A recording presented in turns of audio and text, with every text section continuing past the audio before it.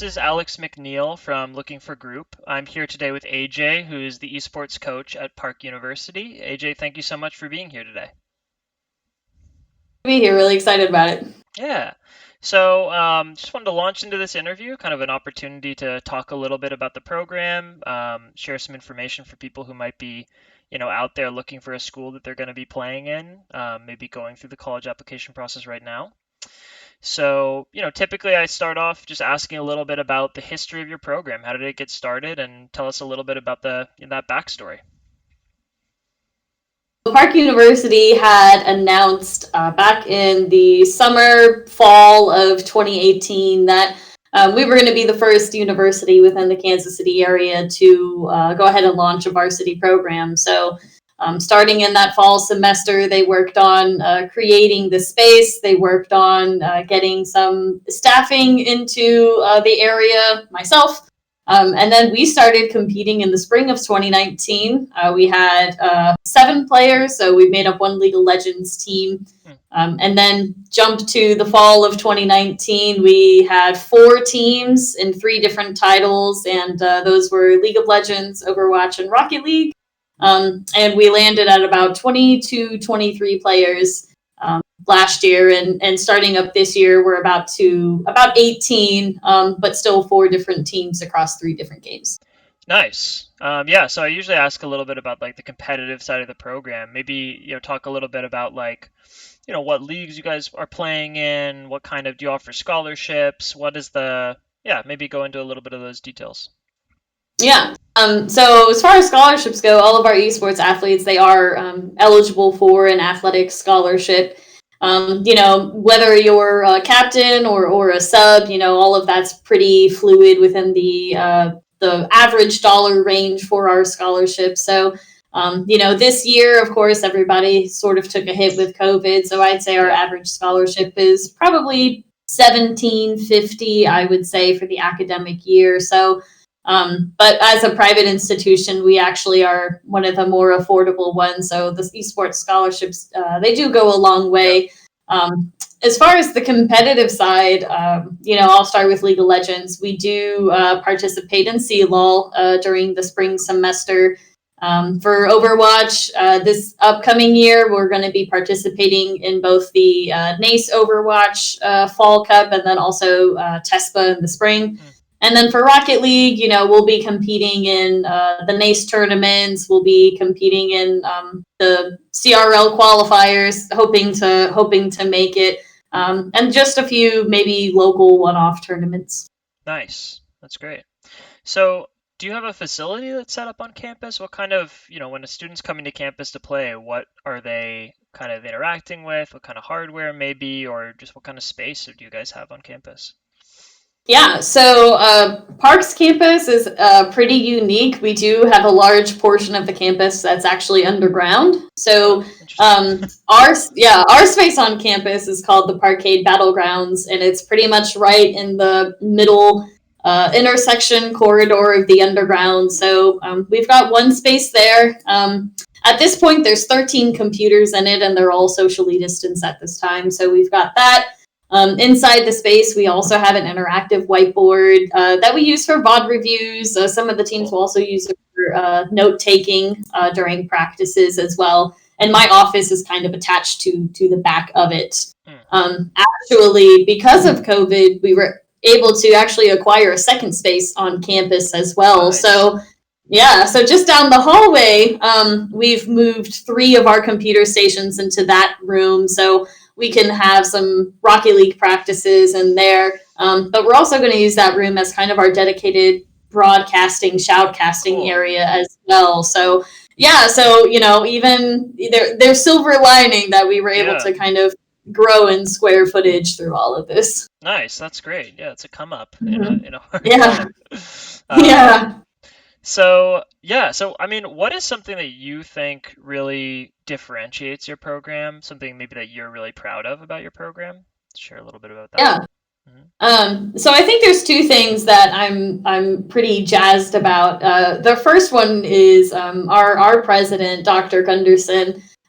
He's been, one of our biggest supporters, just even from the inception of the program to begin with. And he came up with these really wild, you could almost think of it like a baseball card or a Pokemon card. Uh-huh. And all of our athletes get their own trading card. Oh, And that's it sick. has, yeah, it has like their username, it has what game they play, what their major is. So, that's just it's just a fun thing that we have. We kind of use it to help with marketing. We use it to, even just connect people on campus. We've done, if somebody has, if you catch them all, so to speak, you could win some esports swag. So we use that, which has been kind of been fun around campus. And then the second thing that, I've been really pushing for since I've gotten here, and I feel like it's something that is continuing to grow, is really just the ability to try to highlight and make sure that our athletes have visibility. I mean, we all know esports is a little bit different. We know if Park is playing basketball that we go to that one location Yeah. on campus to go watch the basketball game. So it's a little bit easier for our traditional athletes to get, fans and people Yeah. interacting with them. So, my big thing is making sure that all of our competitive matches are streamed, making sure that we're also growing the program and other avenues, even outside of competing. So this year I've started a student volunteer program. So we've got students from, different places on campus with different majors, and they're interested in esports, but they don't want to compete. They want to help with video editing, content creating. They want to help with graphics. They want to help with shoutcasting, broadcasting. So Yeah. for me, that's been, I think, something that'll definitely benefit us in the long run, is just trying to connect as many people on campus to the program. If they have an interest for it, we'll find a place for them to, interact and thrive and grow here. Yeah.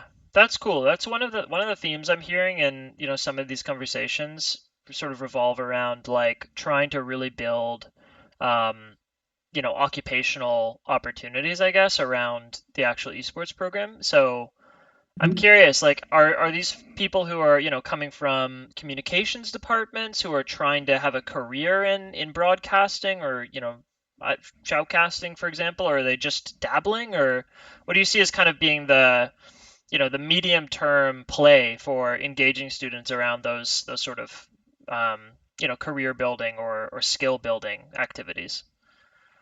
Yeah, so I do think I think it's a little bit of both. I have seen we've got just a couple of student volunteers that we've kind of gotten on board within the last week. So, for them, some of them are looking to kind of build their portfolio, give them some more meat to their portfolios before they graduate.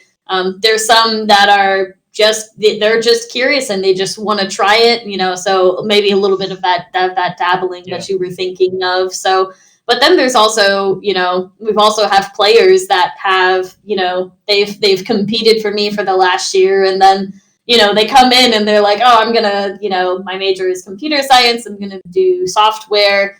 But then they'll come in a few months into the program and they're like, you know what, think I want to do that anymore. I kind of want to do what you do. What Cool. should I do about that? So, yeah, so just we've been able to, especially with some of the athletes that are interested now, since they've been a part of the program, pursuing esports as their career, Hmm. we'll sit down with the admissions department, and we don't have an esports, major or minor yet, something that I'm working on, Yeah. but I kind of get them into an interdisciplinary major, and then Right, that right. way we kind of just go through and select the classes that we both think would be helpful for where they want to go within the esports world. Nice.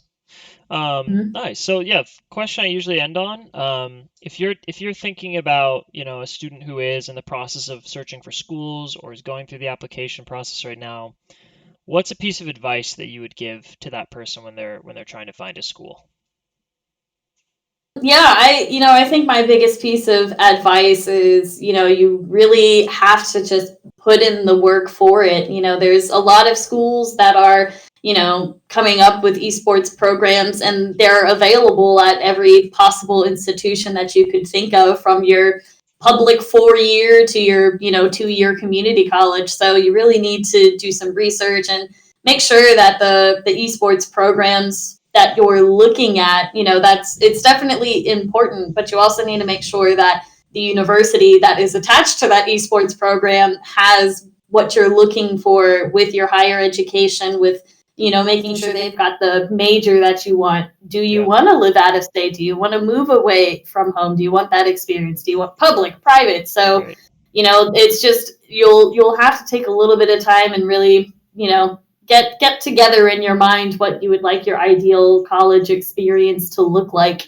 And then just sort of take it from there, and don't be afraid to reach out. A lot of the recruits that I get, I'm going through and I'm actively working with our admissions department for local local high schools and community Right. colleges. But a lot of the recruits that I get are just people that have reached out to me saying, hey, I want to go to Park, I Yeah. like what you guys are doing, let's make it happen. So just also don't be afraid to reach out to the programs that you're really drawn to and that you're interested in. Nice.